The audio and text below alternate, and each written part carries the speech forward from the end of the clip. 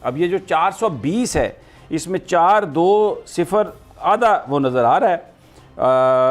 बाकी अब ये कैसे किसने ये नंबर कैसे अलॉट हो गया जनाब आरिफ अलवी साहब को 420? क्या हम आम गुफ्तगू में हम क्या कहते हैं 420 कि कौन होता है 420 इसका नंबर है? जैसे 10 नंबर अगर आ जाए तो कहते हैं 10 नंबर ही होगी, पूरी एक कहानी बन जाए। हालांकि बड़ी शरीफ आदमी है आरिफ अलवी साहब।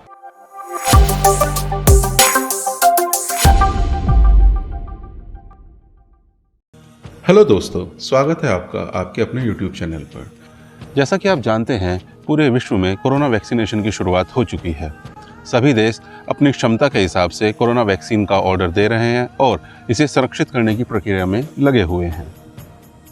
अन्य देशों की तरह पाकिस्तान में भी कोरोना वैक्सीन को लेकर काफ़ी ऊहापोह की स्थिति मची हुई है।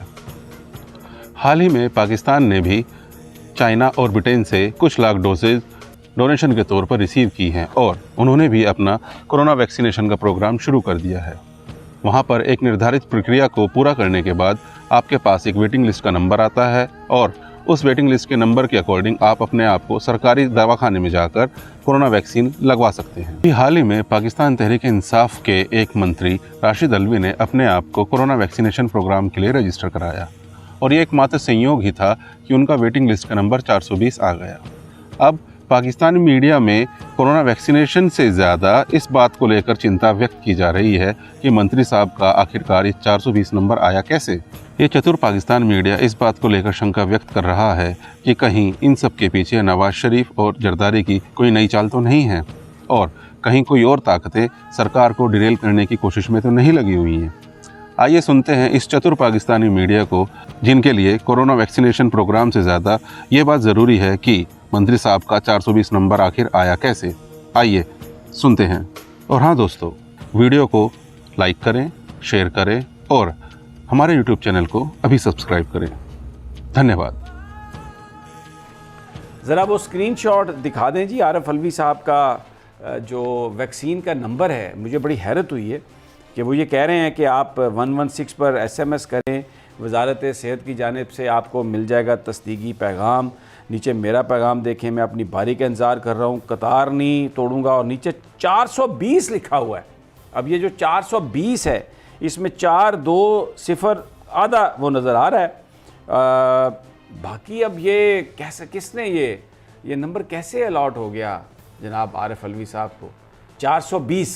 क्या हम आम गुफ्तगू में हम क्या कहते हैं 420 कि कौन होता है 420 इसका नंबर है? जैसे 10 नंबर अगर आ जाए तो कहते हैं 10 नंबर ही होगी, पूरी एक कहानी बन जाए। हालांकि बड़ी शरीफ आदमी है आरिफ अलवी साहब और बड़े माहिर डेंटिस्ट हैं, नो डाउट अबाउट इट।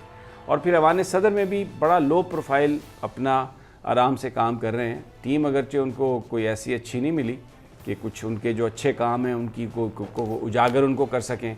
बस वही यारी बाशी में ही अपने वो चंद 5-8 दोस्तों के साथ ही सब कुछ करते हैं। आरिफ अलवी साहब भी रात को निकल जाते हैं गाड़ी पर बैठकर अपनी अहलिया के साथ, होटलों में बैठ के खाने वाने खाते हैं। ऐवान सदर पे ज़्यादा कोई इतना नहीं वो करते, बेहतर काम वो कर सकते हैं क्योंकि पॉलिटिकल वो है। लेकिन मुझे अब ये 420 के नाम के साथ ये लगाना कोई शरारत लगती है मुझे, या अब कोई इशारा, मैं क्या कह सकता हूँ राना साहब। मुझे अफसोस हुआ, देखें वो एक शरीफ आदमी है, अच्छे आदमी है और उनके साथ ये इस तरह से ब्लर करके, अब पता नहीं है क्योंकि ये देखें ना ये मतलब 420 नजर आ रहा है। 420 ही असली है या नहीं है? नहीं, उनके ट्वीट से निकाला मैंने, उनके ऑफिशियल ट्वीट पर है ये। मेरी गुजारिश सुने ना, लेकिन जो आपने बात की ये जिसने भी किया है, अगर मैं कहता हूँ कि ऐसे हो भी रहा था तो उन्हें सदर ममलकत के मनसब का कुछ ख्याल करना चाहिए था। जिन्होंने भी ये नंबर लगाया है उन्हें चाहिए था कि बहुत गलत तासर जाता है और ये सदर साहब की शख्सियत जो है उसको इन्होंने मुतासर किया है ये नंबर लगाकर। बिल्कुल ये बड़ी ज्यादती की बात है। और ये सदर साहब की जो टीम आपकी बात की है ना समी साहब आपने, ये देखें आपने बिल्कुल सही कहा कि ये माजी के सदूर से बहुत मुख्तलिफ है और इसमें भी कोई शक नहीं कि इंतहाई शरीफ आदमी है, समाजी शख्सियत है उनकी, समाजी कामों पर तवज्जो भी देते हैं, लेकिन वो जो कुछ करते हैं उसको उजागर करने के लिए उनके पास कोई मौसर टीम नहीं है। यानी सदर ममलकत को इंफॉर्मेशन वाले तो ख़ास तौर पर आप यकीन करें, अगर वो शेख रशीद साहब के पास होते हैं ना वो इंफॉर्मेशन वाले, तो वो मुर्गा बना के उनके रोजाना दुर्गत करते कि ये तुमने क्या किया। मैं आपको सही बता, काम ही कुछ नहीं करते। शरीफ आदमी खाबा है ना, पार्टी है, सदर सारी खाबा पार्टी। साहब ये भी उनकी टीम की जिम्मेदारी थी कि अगर इस तरह का कोई नंबर आ रहा है तो उसको फौरन 420 में से क्या राना साहब? नहीं ये देखें, ये बहुत तो बड़ा, ये 420 का मतलब है फ्रॉड। अच्छा, दफा 420 भी फ्रॉड की दफा है अदालत में। कानून गाड़ी पे नंबर नहीं लगवाता, कोई नंबर नहीं लगवाता। आप अपनी गाड़ी पे नंबर 420 लगवाएंगे? तो मुझे तो पता ही नहीं नंबर। It's DG. माशाल्लाह, सवाल पता किया नहीं, आपसे, आप मार्स मुझे में कि शायद मरीज था कोई ऐसी चीज होगी बीच में। मरीज Just पे रहते हैं। ये 420 समीर नंबर। साहब, ये जो बात है जमीन ना, पे रहती हूँ। ये बड़ी संजीदा तवज्जो की मतकाजी है। इसको ऐसे नहीं जाने देना चाहिए कि सदर ममलकत Those who are responsible, President Alvi, a decent man, he should take action और पूछना चाहिए कि ये क्यों किया गया। ये बिल्कुल उनके नाम के साथ ये नंबर, ये कोई लोन ली दिया भी वहां बैठा हो सकता है। बिल्कुल कुछ भी हो सकता है। और हर बंदे का फर्ज है, ये नहीं है कि वैसे तो मैं बात करता रहूं कि कानून और आइन की बालादस्ती होनी चाहिए, लेकिन आइन और कानून की तशरीह समी साहब सवाए सुप्रीम कोर्ट के और कोई नहीं कर सकता। कि सुप्रीम कोर्ट के पास ही ये इख्तियार है कि आइन और कानून की तशरीह। यहाँ बज़ों में खुद ये लोग बने हुए हैं सारे तशरीह करने के लिए कि जो अपनी मर्जी है। मरियम नवाज साहिबा को देखें ना, वो सबसे बड़ी कानूनदान बन के सामने आ गई हैं और वो अदालत उज़्मा को कह रही है कि जी आप यूं ना करें और वो करें। ये यानी ये देखें, ये कोई तरीका अदालत को मुखातब करने का? ये क्या कह रही हैं? ये एक नाअहल, देखिए मेरी क्या समीर साहब एक मिनट नहीं, भाई, आपके जज्बात बहुत हैं। ये वो खातून है जो वालिद की तीमारदारी के लिए जिनको जमानत मिली और उस जमानत का ये इस्तेमाल गलत कर रही है कि वो आला अदलिया के खिलाफ फर्जा सराई कर रही है। तीमारदारी के लिए तो बाहर जाना चाहती हैं, फिर भेज दें बाहर। बाहर तो वो अपना साहब तो वो बाहर हाफिज हैं। हुसैन अहमद साहब ने कहा है ना कि ठेकेदार जो है वो 5 अरब लेकिन रुपए का ठेका मांग रहा है अगर मैं आपकी अपना बात मार्च के लिए। अगर मैं आपकी बात मान लूँ कि वो जी अब उसको अपने वालिद की तीमारदारी के लिए जाना चाहिए था, तो फिर तो उसको बाहर जाने की इजाज़त नहीं, है। जब वो तीमारदारी के लिए जब वो सर्विसेज अस्पताल में दाखिल थे उस वक्त इन्होंने जब जमानत के लिए दरखास्त दी थी तो कहा था मैं अपने अब्बा जी की यहाँ तीमारदारी करना चाहती हूँ। तो अब्बा जी अब यहाँ पे अब्बा हैं, जी ये तो बाहर थोड़ी चले गए। अब्बा तीमारदारी जी करनी है। कौम को धोखा देकर, अदालत तो को वो अब्बा धोखा जी की खिदमत कर देकर रही है। अदालत ने उन्हें इश्तिहारी करार दे दिया, इस्लामाबाद हाई कोर्ट ने इश्तिहारी करार दे दिया।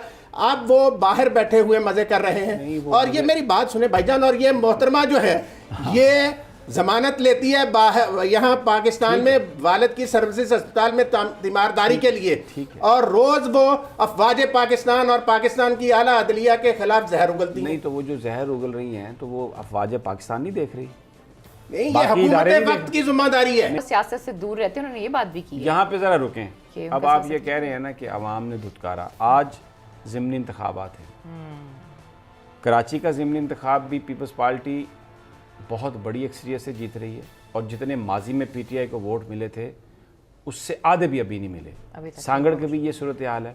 पशीन में जो इब्तदाई नताइज आए हैं उसमें जो बलोचिस्तान अवामी पार्टी है बाप, उसके उम्मीदवार की भी वही हालत है जो पीटीआई की कराची में हालत है। तो जो इलेक्शन बाई इलेक्शंस के नताइज हैं उन नताइज के मुताबिक तो हम ये समझते हैं या ये नज़र आ रहा है कि, और ये बात इमरान खान साहब को कम अज़ कम वो अपने जो ये इलेक्शन के नताइज हैं वोट्स का कंपैरिजन करें कि पिछली दफ़ा जो इलेक्शन 2018 में था तब कितने वोट मिले, अब कितने वोट मिले हैं, उनकी आंखें खुल जाएंगी। ये जो आप अपने चंद तर्जमानों के साथ बैठ के गुफ्तगू करके और उसके बाद ट्विटर पर और टीवी पर आके खिताब करके लोग चले जाते हैं, ये ठीक है कि माजी के हुक्मरान करप्ट थे, लेकिन इस वक्त जो लोगों के मसाइल हैं, इस वक्त जो बेरोज़गारी है, इस वक्त जो महंगाई है, उसमें तहरीक इंसाफ को कोई मार्जिन देने के लिए तैयार नहीं है। जहाँ पर फ़ौज के ऊपर तनकीद की बात है लोग रिजेक्ट करते हैं, अदलिया पर तनकीद की बात है लोग रिजेक्ट करते हैं, लेकिन जो मिस गवर्नेंस के इशू हैं राना साहब, जो महंगाई के इशू हैं, जो बेरोज़गारी के इशू हैं, हॉस्पिटल्स में मुझे कॉल्स आई कि जी हमारे पास इंसाफ हेल्थ कार्ड है, और ये मुझे वहाँ से तौसा से जो वज़ीर आला साहब का हल्का है, और उन्होंने कहा जी हम सवेर से बैठे हैं, एक जगह से दूसरी जगह जाते हैं, कोई डॉक्टर देखने के लिए तैयार नहीं है। तो ये मसाइल जो हैं, ये अगर मसाइल हल नहीं होंगे तो आप जो बात कह रहे हैं कि जी वो तो ये झूठ बोल रही हैं, पता नहीं किसको धोखा दे रही हैं, या पता नहीं फिर बहुत सारे लोग अपने आप को धोखा दे रहे हैं ये कह करके जनाब ये तो बिल्कुल इनकी कोई किसी से बात नहीं है। आखिर ये मुल्क तो चलना है ना, जो इदारा है, चाहे वो पाकिस्तान की फ़ौज है, पाकिस्तान की एजेंसी है, पाकिस्तान की अदलिया है, सारे मुल्क के वो इदारे हैं ना, एक जमात के इदारे तो नहीं हैं राना साहब। नून लीग की 84 सीट्स हैं कौमी असम्बली में, पीपल्स पार्टी की 40 से ज़्यादा सीट्स, एक सूबे में हुकूमत है उनकी, तो आपका क्या मतलब है कि वो ये इन सब लोगों को नेपाल भेज दें? नेपाल नहीं, ये हुकूमत पे तनकीद करें, हुकूमत की मुखालफत करें, इन्हें कौन रोक रहा है? तो वो कहते हैं आए एहतजाज करें, लेकिन समी साहब ये मसला नहीं है। मसला ये है कि जो सच है ना वो सच है, ये दुश्मन के एजेंडे पर अमल पैरा है नवाज शरीफ और उनके साथी। महंगाई की बात करना ये दुश्मन का एजेंडा तो नहीं है। महंगाई की बात करें ना, कौन इससे मना करता? महंगाई की बात करने से किसी, महंगाई की बात करने से कोई नहीं रोकता। महंगाई मेरी बात सुने, महंगाई अयूब खान के खिलाफ भुट्टो भी लेकर निकले थे कि महंगाई हो गई, भुट्टो के खिलाफ पीएनए वाले भी निकले थे, महंगाई हो गई। नवाज शरीफ के खिलाफ अयूब भी गया, अयूब भी गया, भुट्टो भी गया, मेरी हुक्मरान आते जाते रहते। समी साहब, बात यह है कि पाकिस्तान के इदारों के खिलाफ जो जहर उगल, ये तो प्राइम मिनिस्टर हाउस में बैठकर साजिश करते थे नवाज शरीफ साहब और मरियम नवाज साहिबा पाक फौज के खिलाफ। ये तो जो गद्दारी का मुकदमा क्यों नहीं चला? यही चीज होनी चाहिए ना। क्यों नहीं चला गद्दारी? यही बात जो मैं आपसे कर रहा था, क्यों, किसने माफ किया? डॉन लीग ये होती है लीडरशिप की। देखिए हम अभी बात कर रहे थे, देखिए जुल्फकार अली भुट्टो की सियासत से हजार इख्तलाफ किए जा सकते हैं, लेकिन एक बात जो थी कि जब उन्होंने देखा कि कुछ लोग पाकिस्तान के मफादात के मुनाफी सरगर्मियों में मुलव्वस हैं, तो उन्होंने परवाह नहीं की थी कि इसके सियासी असरात क्या होंगे। जुल्फकार अली भुट्टो ने सूबा सरहद जो उस वक़्त था और बलूचिस्तान, वहाँ नेशनल अवामी पार्टी और जमी की हुकूमतों के ख़िलाफ़ एक्शन लिया। उन्होंने उस वक्त के गवर्नर और वज़राए आला, वज़रा और अरकान पार्लियामेंट को गिरफ़्तार किया कि उनकी सरगर्मियाँ जो थीं वो मुल्की मफादात के मुनाफी थी। वो सुप्रीम कोर्ट में एक पार्टी के खिलाफ रेफरेंस लेकर समी साहब गए। तो ज़रूरत इस अमर की है कि मसलहत का शिकार नहीं होना चाहिए। जहां कौमी सलामती का मसला हो उस बारे में इन्हें आगे बढ़कर फैसले करने चाहिए। ये प्राइम मिनिस्टर साहब की जिम्मेदारी है। Thank you very much for saying that. Thank you very much for saying that. यही हम लोग कह रहे हैं। इस वीडियो को लाइक करें, शेयर करें और हमारे YouTube चैनल को सब्सक्राइब करें। धन्यवाद।